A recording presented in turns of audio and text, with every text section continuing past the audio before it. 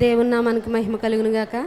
నేను ఇక్కడ నిలబడ్డానంటే కేవలం ఇసాకయ్య గారు చేసిన ప్రార్థన, ఆయనకి నా నిండి వందనాలు. ఎందుకంటే లేవలేందని నన్ను నిలబెట్టాడు ఇక్కడ దేవుడు.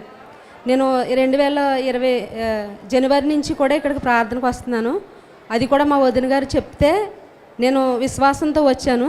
నాకు సయాటిక్ పెయిన్, ఎక్కడికి వెళ్ళినా కూడా నాకు స్వస్థత కలగలేదు. ఎంఆర్ఐ స్కానింగ్ తీశారు, తగ్గలేదు. అక్కడ మందులు వాడాను 3 నెలలు, అసలు కొంచెము తగ్గలేదు. ఆయుర్వేద మందులు వాడాను, అయినా తగ్గలేదు. నా బిడ్డలకి నా భర్త పరిచర్య చేతంటే ఎంతో దుఃఖపడ్డాను.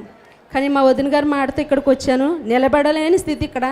ఇంత జనంలో నేను ఎలా వెళ్ళాలని అనుకున్నాను. దేవుడు మార్గం తెరిచి అయ్యగారి దగ్గరికి వెళ్ళేలాగా ఒక కుర్రోడు తీసుకెళ్ళాడు.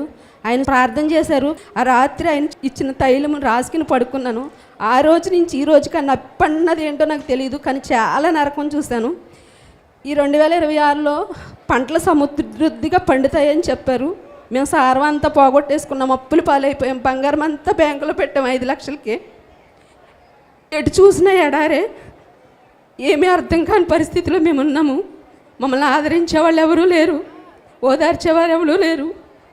మా సమస్యల్లో మమ్మల్ని ఎవరూ జ్ఞాపకం చేసుకోలేదు. కానీ అయ్యగారు వాగ్దానం చేశారు, విస్తారంగా పంటలు పండుతాయని. అనుకోకుండా ఇది 7వ నెల, మేము జనవరి నుంచి ఇక్కడికే వస్తున్నాము. విశ్వాసంతో నేను వచ్చాను. 2,50,000 బంగారం విడిపించడానికి దేవుడు కృప చూపించాడు.